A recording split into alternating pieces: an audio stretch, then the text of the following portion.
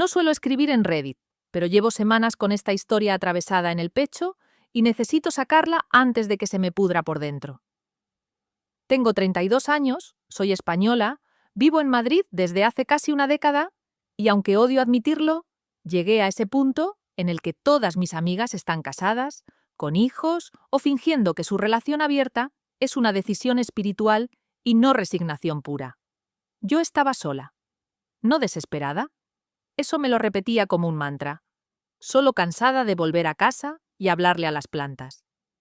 Venía de una ruptura larga, de esas que no acaban con una pelea, sino con un desgaste silencioso. Meses de estoy cansado, no es el momento, ya no siento lo mismo. Cuando me descargué la app de citas, me prometí algo muy concreto. Esta vez iba a escuchar las señales. Nada de justificar comportamientos raros, nada de romantizar la indiferencia, nada de creer que el potencial vale más que los hechos. Spoiler, me mentí. Él se llamaba Álvaro, 30 y pocos. Barba bien cuidada, voz tranquila, mensajes largos. No era el típico intenso que te llama guapa cada 2 frases, ni el fantasma que tarda 3 días en contestar. Escribía normal, educado, incluso vulnerable. En uno de los primeros audios dijo algo que en ese momento me pareció una señal verde enorme. Ahora mismo tengo algunos problemas temporales, nada grave, pero estoy recolocando cosas. No se victimizó, no pidió lástima. Lo dijo casi como una nota al margen. Me gustó. Pensé, mira, un hombre que no finge que todo le va perfecto. En retrospectiva, me dan ganas de gritarle a esa versión de mí. Quedamos un jueves por la tarde, en un bar pequeño de Malasaña. Luz cálida, mesas de madera, ese olor a cerveza artesanal y conversaciones ajenas. Llegó puntual. Me dio 2 besos. Sonrió, me miró a los ojos. Durante 1 hora todo fue fácil. Hablamos de trabajo, de música, de viajes que no hicimos pero soñamos. Me sentí cómoda, relajada. Pensé, vale, quizá no todos son un desastre. Cuando llegó la cuenta, pasó algo tan pequeño que casi da vergüenza escribirlo. Él metió la mano en el bolsillo, se quedó quieto un segundo y soltó una risa nerviosa. Joder, creo que dejé la cartera en casa. ¡Qué idiota soy! Te hago una transferencia ahora mismo, lo juro. No fue brusco, no fue arrogante. Pareció sinceramente incómodo. Incluso bajó la mirada. Yo sentí esa reacción automática que tantas mujeres tenemos. No pasa nada, no hagamos de esto un problema. Pagué.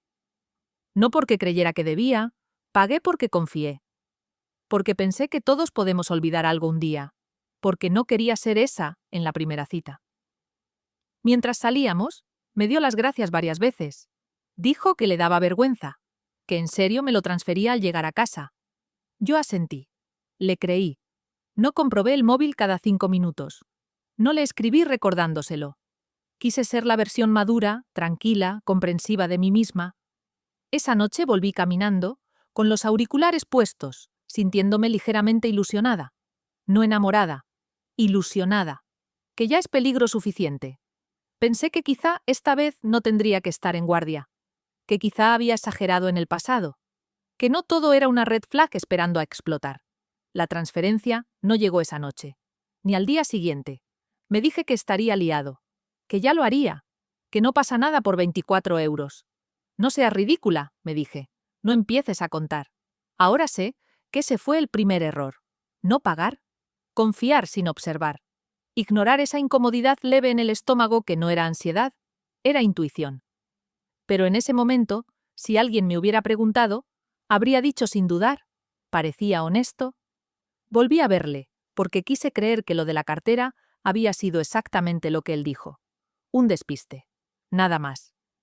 No porque fuera ingenua, o eso pensaba entonces, sino porque me daba miedo convertirme en esa mujer que ve trampas en cada gesto. Había pasado años prometiéndome que no me volvería cínica, así que acepté una segunda cita. Esta vez propuso él el sitio. Un restaurante italiano cerca de Lavapiés. Muy bueno, pero sin postureo, según dijo. Me gustó que tomara la iniciativa. Llegué antes, pedí una copa de vino y respiré hondo. Me repetí que no tenía expectativas, que solo iba a cenar y charlar. Mentira. Siempre hay expectativas, aunque finjamos que no. La conversación fluyó incluso mejor que la primera vez. Me preguntó más cosas. Escuchó. Recordó detalles. Se acordó del nombre de mi hermana, de que odio el cilantro, de que me despierto siempre antes de que suene el despertador. Ese tipo de cosas que te hacen pensar, vale, sí está presente. Me relajé. Bajé la guardia un poco más. Cuando el camarero dejó la cuenta sobre la mesa, sentí un microsegundo de tensión. No lo miré a él. Fingí revisar el móvil. No quería anticipar nada. No quería proyectar. Entonces escuché el suspiro. No me lo puedo creer, dijo, llevándose la mano al bolsillo trasero. Tía, otra vez no. Levanté la vista despacio. Me miró con una mezcla perfecta de incomodidad y sonrisa triste. Te juro que la llevo siempre.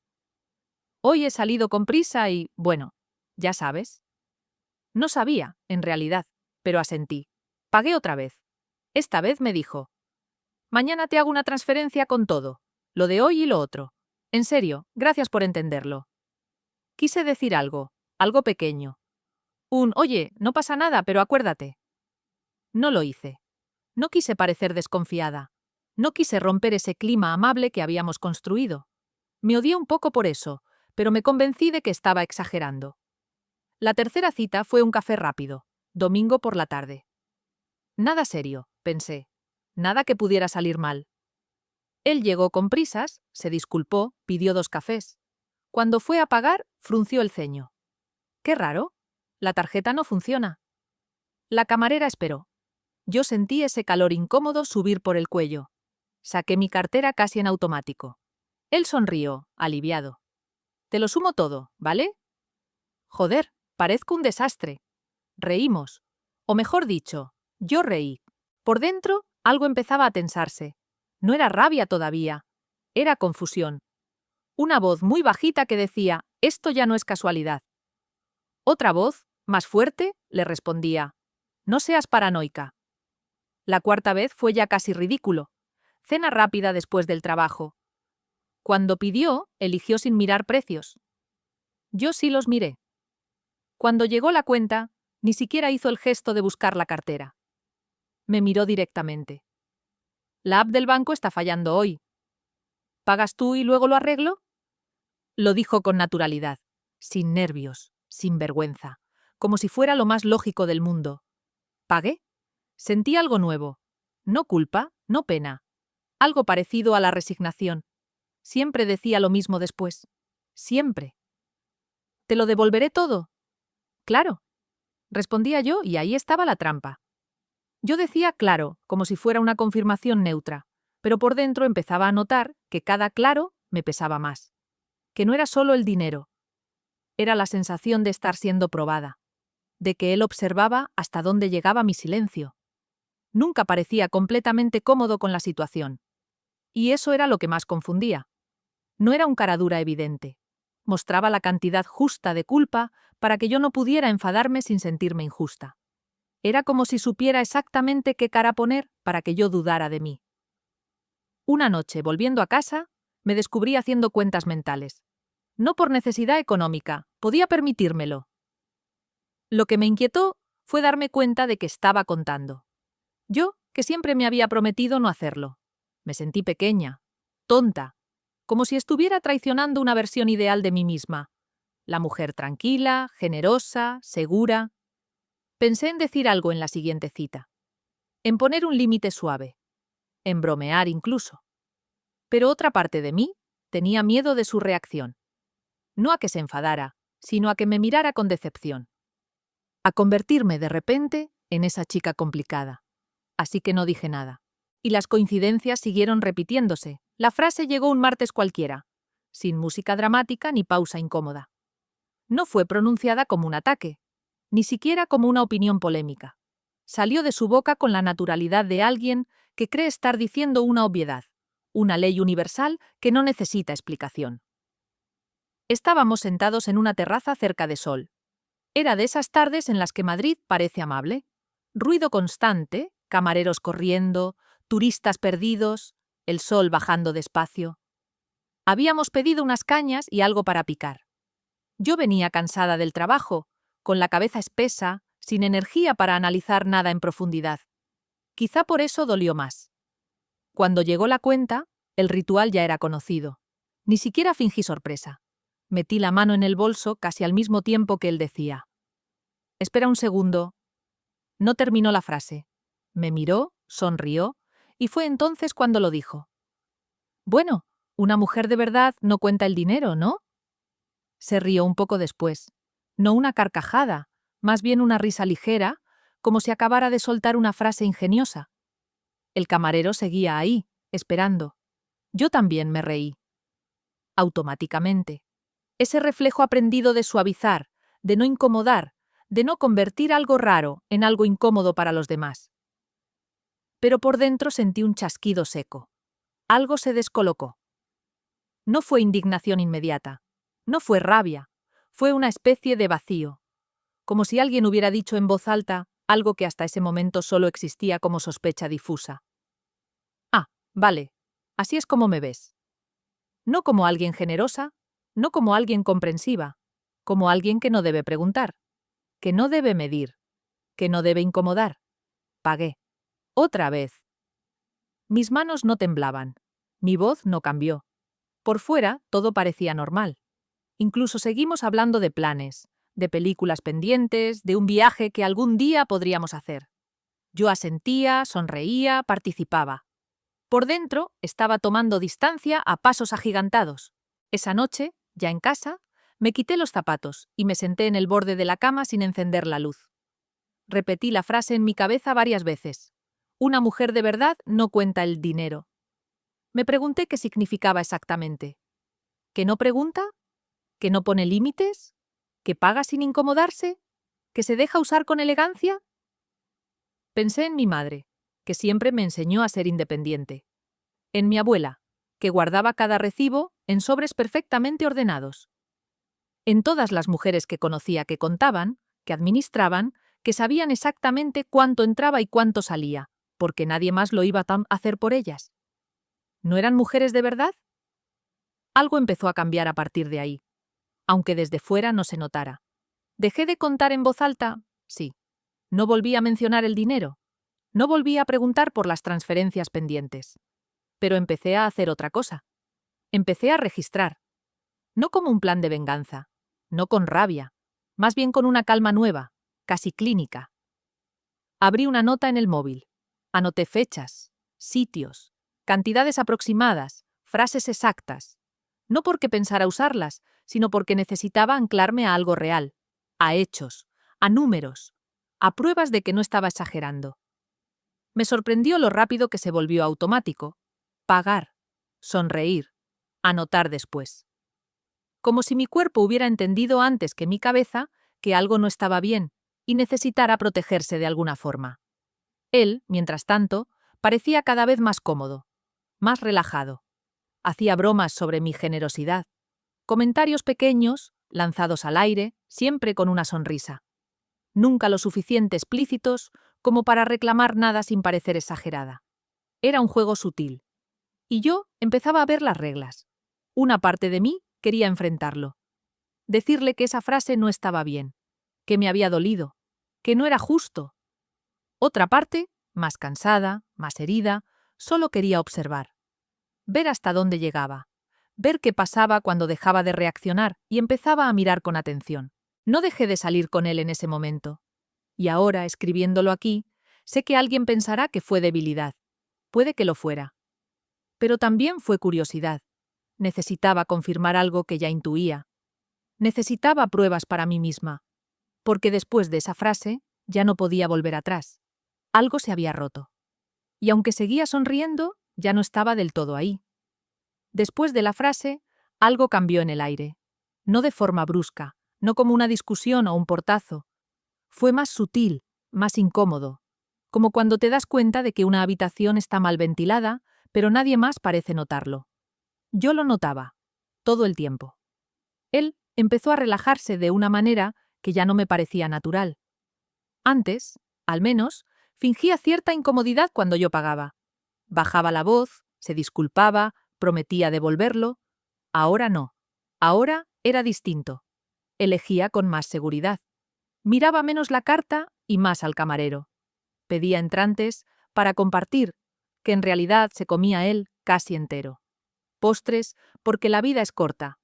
Copas después, porque estamos a gusto. Yo observaba. No decía nada. Seguía anotando. Una noche fuimos a un restaurante más caro de lo habitual, por iniciativa suya.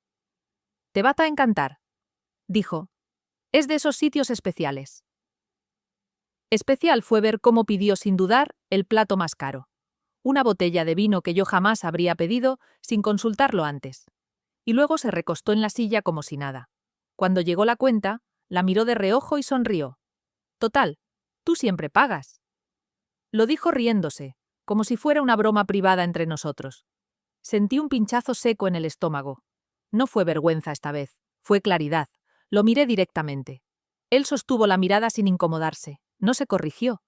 No añadió nada. No era un chiste, era una constatación. Pagué. Y en ese gesto sentí algo nuevo. Una especie de duelo interno.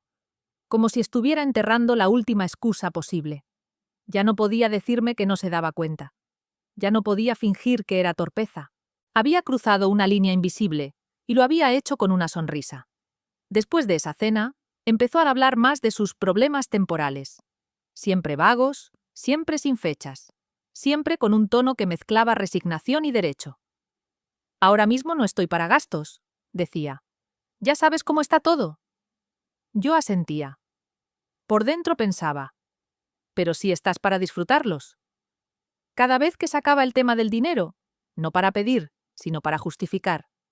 Yo sentía que el respeto bajaba un escalón más.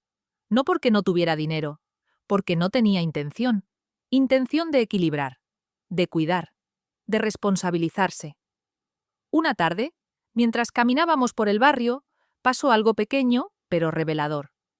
Vimos un escaparate con unas zapatillas que él llevaba tiempo mirando. Se detuvo. «Joder, son carísimas», dijo. «Algún día». Me miró. No dijo nada más. No hacía falta. Sentí esa presión silenciosa, esa expectativa flotando en el aire. Sonreí y seguí caminando. No ofrecí nada.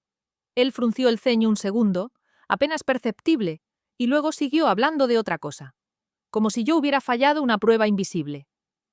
Empecé a darme cuenta de que no solo pagaba cenas, pagaba silencios, pagaba no incomodarlo, pagaba mantener una versión de mí que le resultaba conveniente. Y cada pago tenía un coste emocional que nadie veía, pero que yo acumulaba como una deuda interna. Por las noches, al repasar mis notas, me sorprendía la frialdad con la que podía escribir. Fechas, cifras, frases exactas, como si estuviera documentando la historia de otra persona. Tal vez era la única forma de no derrumbarme, convertirlo en datos, en algo medible, controlable. Él, en cambio, parecía cada vez más confiado. Hablaba de futuro con ligereza, de planes que no implicaban ningún esfuerzo por su parte. «Ya veremos. Todo se arregla. No hay que obsesionarse». Yo pensaba, qué fácil es no obsesionarse cuando otro paga el precio. No me gritó, no me insultó, no me humilló de forma explícita todavía. Y eso era lo más peligroso, porque desde fuera todo parecía normal, incluso bonito. Una pareja saliendo a cenar, riendo, compartiendo tiempo. Nadie veía cómo el respeto se iba desangrando poco a poco, sin hacer ruido. Las cuentas subían. El respeto no. Y yo empezaba a entender que no todas las humillaciones son escandalosas. Algunas se construyen despacio, a base de pequeñas renuncias, hasta que un día te miras y ya no te reconoces del todo. Intenté hablar del tema una sola vez. No como reproche, no como ataque. Lo ensayé mentalmente durante días, buscando un tono neutro, adulto, casi técnico. No quería acusarlo. Solo necesitaba comprobar algo. Si había espacio para una conversación real o si todo dependía de que yo siguiera callando. Fue después de otra cena. Nada especial. Nada caro. Una de esas noches en las que una cree que ahora sí, que el ambiente está tranquilo. Caminábamos por una calle estrecha, con farolas amarillas y persianas bajadas. Yo sentía el corazón acelerado, pero la voz me salió sorprendentemente firme. «Oye», dije, «hay algo que me gustaría comentar». Él se detuvo. No del todo, solo lo justo para mirarme de lado. Dime. Tragué saliva. Me estoy empezando a sentir un poco incómoda con lo de pagar siempre yo. No por el dinero, sino por la dinámica. El cambio fue inmediato. No gritó. No levantó la voz. Lo que hizo fue peor. Suspiró profundamente, como si yo acabara de decir algo agotador. ¿En serio? Respondió. Pensé que no eras así. ¿Así? Esa palabra me cayó como un golpe seco. ¿Así cómo? Pregunté. Se pasó la mano por la cara, teatralmente cansado. Materialista, controladora. No sé. Yo creía que lo nuestro fluía. Sentí como algo se retorcía dentro de mí. Intenté mantener la calma. No es eso. Solo digo que me gustaría que fuera más equilibrado. Se rió. No una risa alegre. Una risa corta, incrédula. El dinero no es lo importante, dijo. Si empiezas a sacar cuentas, matas la magia. Ahí estaba otra vez esa palabra, magia. Como si pagar sin preguntar fuera un acto romántico y no una carga silenciosa. Como si mi incomodidad fuera una falta de sensibilidad estética. Intenté explicarme mejor. Error. No estoy sacando cuentas para reprocharte nada, solo... Me interrumpió. ¿Sabes lo que pasa? Que a los hombres no nos gustan las mujeres que cuentan. Lo dijo en voz más baja, casi confidencial, como si me estuviera revelando un secreto ancestral. Sentí una mezcla de rabia y vergüenza que me dejó sin aire. No porque creyera que tuviera razón, sino porque sabía exactamente qué botón estaba presionando. El miedo a no gustar, el miedo a ser difícil, el miedo a quedarme sola. Me quedé callada unos segundos. Él interpretó mi silencio como victoria. Se acercó un poco más y añadió, suavizando el tono. No quería que esto se volviera incómodo. Tú eres distinta, no la estropees. Ahí estaba la trampa completa. Si insistía, yo era la que estropeaba algo. Si callaba, todo seguía bien. Elegí callar. Otra vez. Perdón, dije. Todavía me cuesta escribir esa palabra. Esa noche, al llegar a casa, no lloré. Me senté frente al portátil y abrí la carpeta donde ya tenía guardadas capturas de pantalla, notas, fechas. Añadí una más. No para acusarlo. Para no perderme yo. Para no dejar que su versión desplazara a la mía. Guardé también las conversaciones de WhatsApp. No porque dijeran algo explícitamente grave, sino porque juntas dibujaban un patrón. Promesas vagas, frases que minimizaban, bromas que no lo eran. Empecé a darme cuenta de que cada vez que intentaba poner un límite, él lo convertía en un defecto mío. Los días siguientes fue especialmente cariñoso. Mensajes de buenos días, audios largos, planes de futuro. Era como si supiera que había ido demasiado lejos y necesitara recolocarme en el lugar cómodo de siempre. Y yo, agotada, me dejé llevar. No por amor, por cansancio. Pero algo había cambiado definitivamente. Ya no dudaba de lo que veía. Dudaba de mí por momentos, sí, pero cada duda encontraba su contrapeso en un hecho concreto, en una frase anotada, en una sensación recurrente. Empezaba a entender que no era una discusión sobre dinero. Era una lucha silenciosa por quién tenía derecho a incomodarse. Y siempre era yo la que acababa pidiendo perdón. No fue una escena dramática. No hubo música, ni revelaciones épicas, ni ese momento cinematográfico en el que todo se congela. Fue una calle cualquiera, a plena luz del día, y quizá por eso dolió tanto. Porque no estaba preparada. Salía del trabajo antes de lo habitual. Había quedado con una amiga, pero llegaba con tiempo y decidí caminar un poco. Pasé por delante del café al que solíamos ir, ese que él decía que tenía encanto. Iba mirando el móvil cuando escuché su risa. Esa risa concreta que ya conocía demasiado bien. Levanté la cabeza por puro reflejo. Ahí estaba. Álvaro. De pie, con un café en la mano, hablando con un chico que no conocía. Estaban a pocos metros de mí. Yo iba a saludarlo. ¿De verdad? Mi cuerpo ya había iniciado el movimiento cuando algo me hizo frenar en seco. No sé qué fue. Intuición, instinto o cansancio. Me quedé detrás de una esquina, a la vista pero no del todo, lo suficiente para escuchar. Tío, es una idiota, dijo él riéndose. Siempre cae y paga todo. Sentí un golpe físico en el pecho, literal, como si me hubieran empujado. El otro se rió. ¿En serio? Sí, sí, continuó Álvaro, con una ligereza que nunca había usado conmigo. Incluso con mis problemas de dinero, ella lo cubre todo. Cenas, copas, lo que sea. Hizo un gesto con la mano, despreocupado. ¿Y sigues con ella? Preguntó el amigo. Claro, respondió. Salgo con ella. Es cómodo. Cómodo. Esa palabra se me clavó más hondo que cualquier insulto. No dijo la quiero, ni me importa, ni siquiera me gusta. Dijo es cómodo, como un sofá, como una app, como una solución temporal que no requiere esfuerzo. El amigo volvió a reírse. Bien jugado. No recuerdo qué más dijeron. Mi cabeza empezó a zumbar. El ruido de la calle se volvió espeso, distante.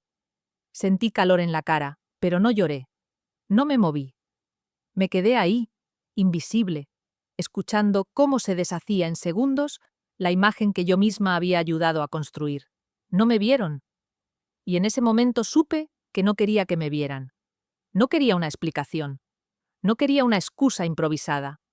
No quería verle cambiar el tono al darse cuenta de que había sido descubierto. Quería esto, la verdad sin filtro, la que se dice cuando crees que nadie importante está escuchando. Miré el reloj. Anoté mentalmente la hora, el lugar, el café exacto. Me sorprendió mi propia calma. No era frialdad. Era algo distinto, como si por fin todas las piezas encajaran y ya no hubiera nada que discutir. Me alejé despacio. Cada paso se sentía raro, como si caminara dentro del agua. Pensé que debería sentir vergüenza, pero no era eso. Lo que sentía era duelo. Por mí, por el tiempo, por cada vez que dudé de mi intuición para proteger una historia que solo existía en mi cabeza. Esa noche no le escribí. No le pedí explicaciones. No reaccioné. Me senté en casa, abrí mi archivo y escribí una sola frase más, la más corta de todas. Es cómodo. Por primera vez desde que lo conocía, dormí profundamente, sin ansiedad, sin repasar conversaciones, sin imaginar respuestas. Algo dentro de mí había decidido que ya no hacía falta discutir nada más. A veces la humillación no llega en forma de gritos ni desprecios directos. A veces llega como una risa ajena, escuchada por accidente, que te revela exactamente el lugar que ocupas en la vida de alguien. Y cuando eso pasa, ya no hay vuelta atrás. Después de la calle, nada explotó. Y eso fue lo más inquietante. No hubo mensajes furiosos, ni confrontaciones, ni silencios dramáticos. Hubo normalidad. Una normalidad tan bien ensayada que por momentos me hacía dudar de lo que había escuchado. Como si aquella escena hubiera sido un mal sueño provocado por el cansancio. 2 días después, me escribió como siempre. ¿Te apetece vernos mañana? No mencionó nada raro, ni una palabra fuera de lugar. Acepté. No porque quisiera verle, sino porque necesitaba comprobar algo más. Necesitaba verlo a él, mirarlo a la cara, sabiendo lo que sabía. Quería sentir qué pasaba dentro de mí. Quedamos en el mismo sitio de siempre. Llegó sonriente, me dio un beso largo, de esos que antes me tranquilizaban. ¿Te he echado de menos?, dijo. Yo asentí. Por primera vez, no sentí nada especial al escucharlo. Ni alegría ni enfado, solo una distancia nueva, limpia, como si algo se hubiera apagado definitivamente y ya no hubiera nada que rescatar. Durante la cena, fue especialmente atento. Demasiado. Me preguntó por el trabajo, por mi familia, por cosas pequeñas que sabía que me importaban. Habló de nosotros con una ligereza casi tierna. «Podríamos escaparnos un fin de semana», comentó. «A mí el mar me viene genial ahora». Yo pensaba en la palabra cómodo. Cada frase suya pasaba por ese filtro y perdía cualquier brillo. Todo sonaba hueco, ensayado, funcional. Cuando llegó la cuenta, no hice ningún gesto. Me quedé quieta, observando. Él la miró, luego me miró a mí. Esperó. «¿Pagas tú y luego lo vemos?», dijo, casi automático. No hubo súplica. No hubo vergüenza. Era una expectativa. Como quien pide el pan que siempre le traen. Saqué la tarjeta. Pagué. No sentí rabia. Sentí confirmación. Él sonrió, relajado, y siguió hablando de planes como si nada hubiera pasado. Yo lo escuchaba como quien escucha a alguien describir una vida que ya no es la suya. En el camino de vuelta me tomó de la mano. Me gusta como somos, dijo. No todo tiene que ser complicado. Pensé, claro que no es complicado para ti. Esa noche, al llegar a casa, me miré en el espejo más tiempo del habitual. No buscaba defectos. Buscaba señales de la mujer que había sido en las últimas semanas. La vi cansada, sí, pero también lúcida. Ya no había confusión. Ya no había excusas. Solo quedaba decidir qué hacer con todo eso. No le escribí después para decirle que había llegado bien. Tampoco lo hice al día siguiente. Esperé. Quería ver si notaba el cambio. Tardó 2 días en escribir. ¿Todo bien? Te noto rara. Rara. Otra palabra útil para desplazar el foco. ¿Todo bien? Respondí. He estado ocupada, no mentía. Estaba ocupada recomponiéndome por dentro. Empecé a notar algo curioso. Cuanto más distante estaba yo, más insistente se volvía él. Más mensajes, más planes, más promesas vagas. Como si el cómodo se le estuviera escapando de las manos y no supiera muy bien por qué. Y en lugar de preguntarse qué había hecho, intentaba recuperar la dinámica que le beneficiaba. Yo ya no reaccionaba igual. Contestaba sin urgencia. No proponía. No suavizaba silencios. Y esa nueva versión mía parecía descolocarlo más que cualquier reproche.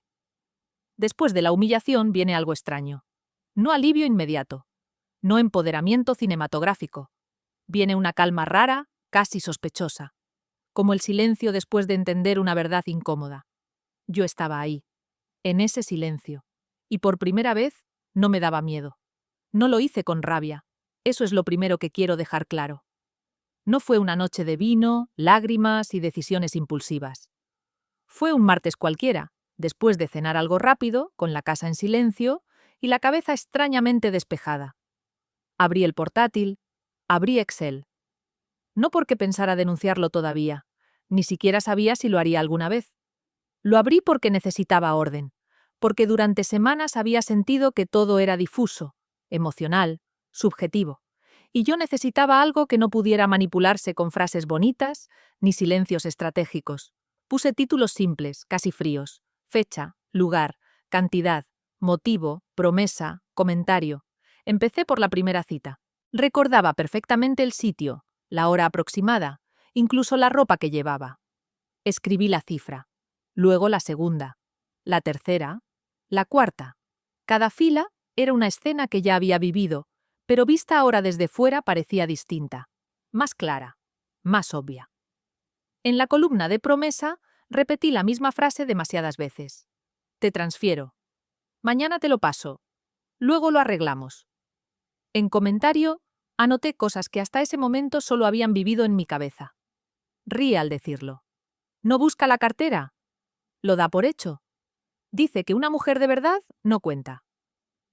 Cuando terminé, bajé hasta el final de la tabla y sumé. El número apareció en la celda como una sentencia silenciosa. No era una fortuna. No me arruinaba. Pero tampoco era irrelevante. Era suficiente como para dejar claro que no se trataba de un despiste ni de mala suerte. Era un sistema. Me quedé mirando la pantalla un rato largo. No sentí vergüenza. Sentí tristeza. Tristeza por haber necesitado llegar hasta ahí para confiar en mí misma. Tristeza por todas las veces que me disculpé cuando no había hecho nada mal. Lo más duro no fue pues el total. Fue darme cuenta de que, junto al dinero, había entregado algo más difícil de recuperar. Tiempo, atención, cuidado. Y eso no había columna que lo reflejara. Guardé el archivo. Le puse un nombre neutro. Nada dramático. Nada acusatorio. Solo una fecha. Esa noche dormí poco, pero no mal. Mi cabeza iba de un recuerdo a otro, pero esta vez no buscaba explicaciones, solo confirmaciones. Y todas apuntaban en la misma dirección. A la mañana siguiente, mientras tomaba café antes de ir a trabajar, pensé en lo que había escuchado en la calle. ¿Es cómodo? Miré la tabla otra vez y entendí algo importante. La comodidad siempre la había pagado yo. No hice nada ese día. Ni le escribí, ni lo bloqueé, ni lo confronté. No necesitaba reacción inmediata. Tenía algo mejor: claridad. Por primera vez desde que lo conocía, no me preguntaba si estaba exagerando. Los números no exageran. Las fechas no dramatizan. Las frases exactas no se reinterpretan. Había hechos. Y los hechos, por fin, estaban de mi lado. Cerré el portátil y salí de casa con una sensación nueva. No era euforia. No era venganza. Era algo mucho más tranquilo y mucho más poderoso. La certeza de que ya no podían convencerme de lo contrario. Y con eso supe que el siguiente paso no iba a ser emocional. Iba a ser preciso. No preparé ningún discurso. No escribí un mensaje largo, explicando cómo me sentía, ni enumerando agravios con adjetivos. De hecho, cuanto más lo pensaba, más claro lo tenía. Cualquier emoción que añadiera se convertiría en munición para él. Yo no quería discutir. Quería cerrar. Le envié el archivo. Solo eso, sin saludo, sin contexto, sin emojis. Un Excel adjunto, con filas limpias y columnas claras. Fechas, lugares, cantidades, promesas, nada más.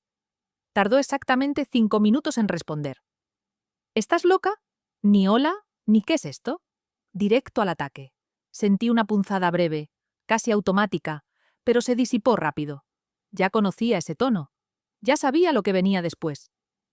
¿De verdad te has puesto a contar todo? Esto es enfermizo. Me estás humillando. Leí los mensajes sin prisa. Me sorprendió lo poco que me afectaron. Era como escuchar una canción vieja, una que ya no te remueve porque la has escuchado demasiadas veces. Son hechos, respondí. Nada más. 2 palabras. Tardó un poco más esta vez.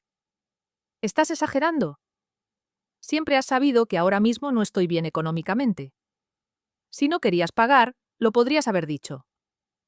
Ahí estaba la pirueta completa. De pronto, el problema no era que él hubiera dado por hecho algo durante semanas, sino que yo no hubiera protestado lo suficiente. Como si el silencio fuera consentimiento eterno.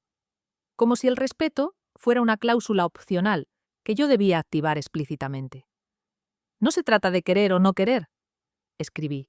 Se trata de lo que pasó. Volvió a escribir casi de inmediato. Esto es ridículo. ¿Qué pretendes con esto? ¿Quedar como la víctima? Sonreí, pero no con alegría. Con esa sonrisa seca que aparece cuando reconoces un patrón al 100%, cuando ya no hay duda posible. Cerré el chat un momento. Respiré. Miré por la ventana. La ciudad seguía ahí, indiferente a nuestro pequeño drama privado. Me sentí extrañamente ligera. Abrí el chat de nuevo. No pretendo nada, escribí. Te comparto información. No respondió durante horas. Esa espera habría sido una tortura semanas atrás. Ahora fue solo tiempo pasando. Aproveché para trabajar, para quedar con una amiga, para volver a caminar por calles que durante un tiempo habían estado asociadas a él. Me di cuenta de algo incómodo y liberador a la vez. Ya no lo estaba esperando. Por la noche llegó un audio. No lo abrí de inmediato. Lo dejé ahí, como se deja una carta que ya sabes cómo termina. Cuando finalmente lo escuché, su voz estaba alterada, pero controlada. Ese tono de falsa calma que usa quien quiere parecer razonable mientras se coloca moralmente por encima. Me parece muy feo lo que estás haciendo, decía. Yo jamás te obligué a pagar nada. Siempre fue cosa tuya. Si ahora te arrepientes, no es culpa mía. Estás convirtiendo algo bonito en algo tóxico. Apagué el audio antes de que terminara. No necesitaba más. Ya había escuchado suficientes versiones en las que yo era el problema por sentir, por notar, por registrar. Le escribí una última vez esa noche. Los hechos no necesitan tono. Buenas noches. No respondió. Me acosté temprano. No me desperté con ansiedad. No revisé el móvil a las 3 de la mañana.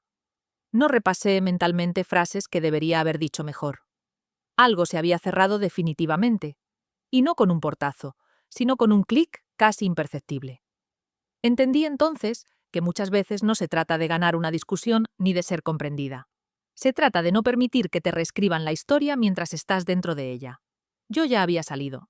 Y él todavía estaba intentando convencerme de que no. El último pago no fue una cena. Ni un café. Ni una copa. Porque nos lo merecemos. Fue una tasa judicial. Recuerdo el sonido seco del recibo al imprimirse, el número exacto en la pantalla, la sensación extraña de calma al introducir los datos. No había rabia, no había temblor en las manos, solo una decisión ejecutándose.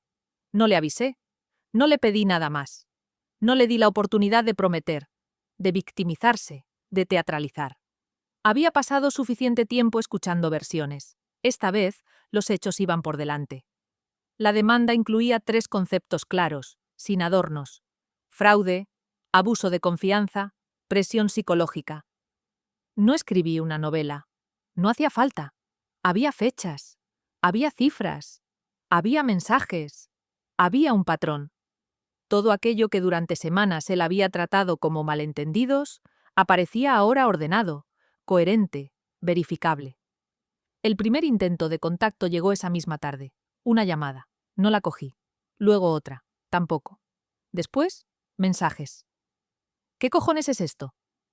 ¿Te has vuelto loca de verdad? Estás exagerando todo hasta niveles enfermizos. Los leí sin prisa, sin responder.